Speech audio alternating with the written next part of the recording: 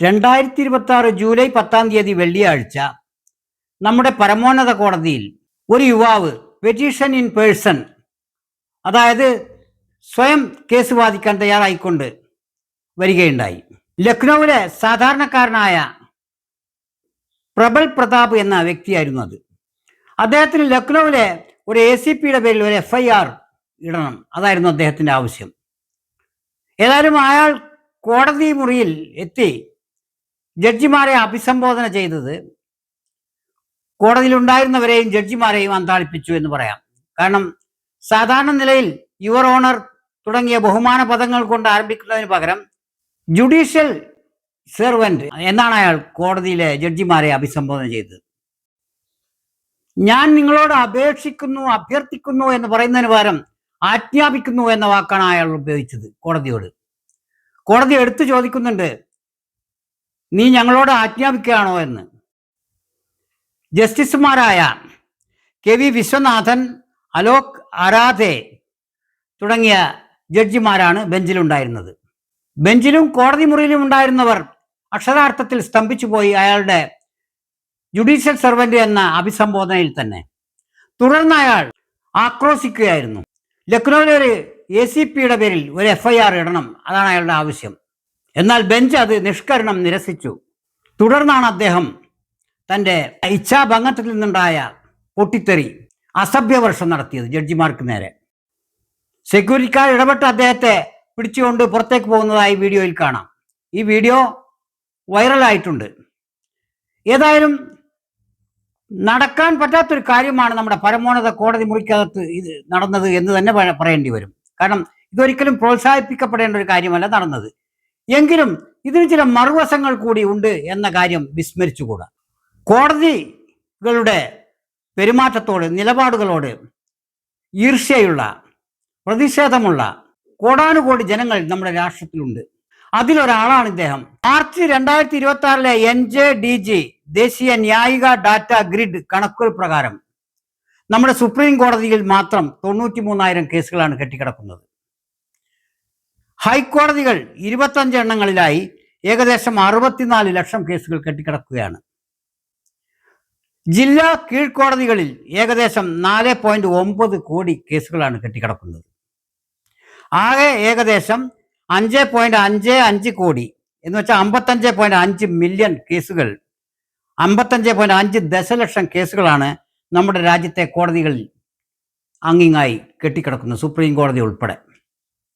ഇതിനർത്ഥം, ഇതിനെ മറ്റൊരു രീതിയിൽ പറഞ്ഞാൽ 55.5 അഥവാ 5.55 കോടി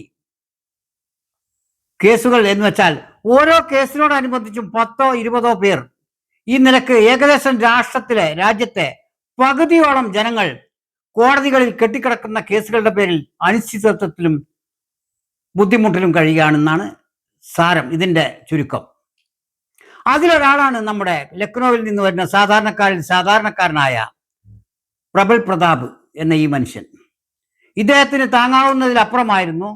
3 കോടതികളിൽ നിന്നും റിജക്റ്റ് ചെയ്യപ്പെട്ടു അദ്ദേഹത്തിൻ്റെ ന്യായമായ ഒരു ആവശ്യം. അദ്ദേഹത്തിൻ്റെ വാദത്തിൽ ന്യായമാണ്, പക്ഷേ കോടതികൾ അദ്ദേഹത്തിന് അത് ചെവിക്കൊണ്ടില്ല. അദ്ദേഹത്തിന് ആവശ്യമായ, അദ്ദേഹം ആഗ്രഹിക്കുന്ന തരത്തിലുള്ളൊരു നിലപാട് കോടതികളിൽ നിന്നുണ്ടായില്ല. അതിൻ്റെ അയാളുടെ ഫ്രസ്ട്രേഷൻ ഔട്ട്ബേസ്റ്റ് ചെയ്താണ് നാം വെള്ളിയാഴ്ച കോടതി മുറിക്കുള്ളിൽ കണ്ടത്. രാജ്യത്ത് തീർപ്പാക്കാൻ കഴിയാതെ കെട്ടിക്കിടക്കുന്ന കേസുകളുടെ സംഖ്യയെക്കുറിച്ച് പ്രബലരായ പല ജഡ്ജിമാർ പോലും ആശങ്ക പ്രകടിപ്പിച്ചിട്ടുണ്ട് എന്നുള്ളതാണ് വസ്തുത. എങ്കിലും അതിന് പരിഹാരമൊന്നുമില്ല, പരിഹാരം അടുത്തെങ്ങും സാധ്യതയുമില്ല. നമ്മുടെ രാജ്യത്തെ കോടതികൾ സത്യം പറഞ്ഞാൽ കൊളോണിയൽ ഹാങ് ഓവറിൽ നിന്ന് ഇനിയും മുക്തമായിട്ടില്ല. കോടതി നടപടികളും അതിൻ്റെ നിലപാടുകളെല്ലാം തന്നെ ഒരുതരം കൊളോണിയൽ കാലത്തേതുപോലെ തന്നെ ഇന്നും തുടരുകയാണ്. രാജ്യത്ത് പല മേഖലകളിലും പല സംവിധാനങ്ങളിലും കാര്യമായ മാറ്റങ്ങളും പുരോഗമനപരമായ പരിഷ്കാരങ്ങളും വരുത്തിയിട്ടുണ്ടെങ്കിലും കോടതി നടപടിക്രമങ്ങൾ ഇന്നും അതിൻ്റെ പഴയ കൊളോണിയൽ കാലത്തെ നിലപാടുകളിൽ തന്നെയാണ് മുന്നോട്ട് നീങ്ങുന്നത്. അതിൻ്റെ കൂടി ഭാഗമാണ് കേസുകൾക്ക് തീർപ്പാകാതെ കോടിക്കണക്കിന് കേസുകൾ കെട്ടിക്കിടക്കുക എന്നുള്ളതും. അതിൻ്റെ പേരിൽ അതുമായി ബന്ധപ്പെട്ട കോടാനുകോടി ജനങ്ങൾ വട്ടം തിരിഞ്ഞ് രാജ്യത്ത് അലഞ്ഞുതിരിഞ്ഞ് ജീവിതം പാഴായി പോവുക എന്നുള്ളതും. പ്രബൽ പ്രതാപ് ഇന്ത്യയിലെ ഇങ്ങനെ കോടതി കേസുകളിൽ കുരുങ്ങി വട്ടം തിരിഞ്ഞ് നടക്കുന്ന ആളുകളുടെ ഒരു പ്രതിനിധിയാണെന്ന് കാണാം. ഏതായാലും പ്രബൽ പ്രതാപ് കോടതി മുറിയിൽ കാണിച്ച സ്വഭാവം നമുക്ക് അനുകരണീയമല്ല, അതൊട്ട് ആശാസ്യവുമല്ല. കോടതികൾ നല്ല രീതിയിൽ ബഹുമാനിക്കപ്പെടേണ്ട സ്ഥാപനങ്ങൾ തന്നെയാണ്, അതിൽ ഒരു തർക്കവും ആർക്കുമില്ല. ഈ പ്രബൽ പ്രതാപിന് പോലും അതുണ്ടാവില്ല.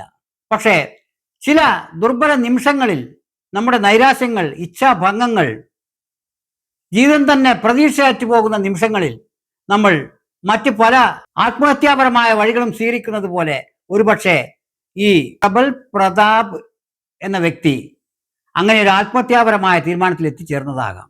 ഏതായാലും കോടതി അയാളുടെ കേസ് പരിഗണിച്ചില്ലെങ്കിലും അയാൾക്കെതിരെ ഇതിന്റെ പേരിൽ കേസെടുക്കണമെന്ന് ആവശ്യപ്പെട്ടിട്ടില്ല പ്രഥമ ഘട്ടത്തിൽ. ഇനി രണ്ടാം ഘട്ടത്തിലോ മൂന്നാം ഘട്ടത്തിലോ അയാളുടെ അവസ്ഥ എന്തായിരിക്കുമെന്ന് നമുക്കറിഞ്ഞുകൂടാ. ഏതായാലും കോടതികളുടെ അപ്രമാദിത്വത്തെ അദ്ദേഹം ചോദ്യം ചെയ്തു എന്ന് മാത്രമല്ല, അയാളുടെ നൈരാശ്യത്തിലൂടെ വെളിവാക്കപ്പെട്ടത് കോടതികളോടുള്ള അയാളുടെ ബഹുമാനക്കുറവല്ല, സത്യത്തിൽ കോടതികളോടുള്ള പ്രതിഷേധമാണ്.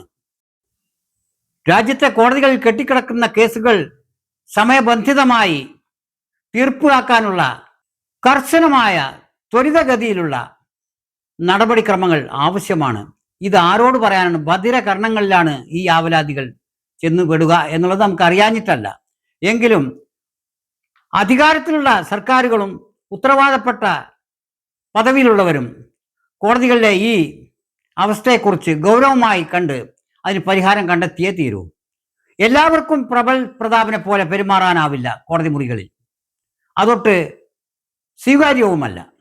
എന്നിരുന്നാലും കോടാനുകോടി ജനങ്ങളുടെ, രാഷ്ട്രത്തിലെ ഏതാണ്ട് പകുതിയോളം വരുന്ന ജനങ്ങൾ കോടതി വരാന്തകളിൽ കെട്ടിയിടപ്പെട്ട് ജീവിതം നശിപ്പിക്കപ്പെട്ടുകൊണ്ടിരിക്കുന്നത് കാണാതിരുന്നുകൂടാ. അതൊരു ദേശീയ പ്രശ്നമായി തന്നെ കണക്കിലെടുത്തുകൊണ്ട് അതിനൊരു അടിയന്തര സ്വഭാവത്തോടെ അതിന് പരിഹാരം കണ്ടെത്തണം അധികൃതർ എന്നാണ് നമുക്കിതിനോട് അനുബന്ധിച്ച് പറയാനുള്ളത്, അപേക്ഷിക്കാനുള്ളത്, അഭ്യർത്ഥിക്കാനുള്ളത്.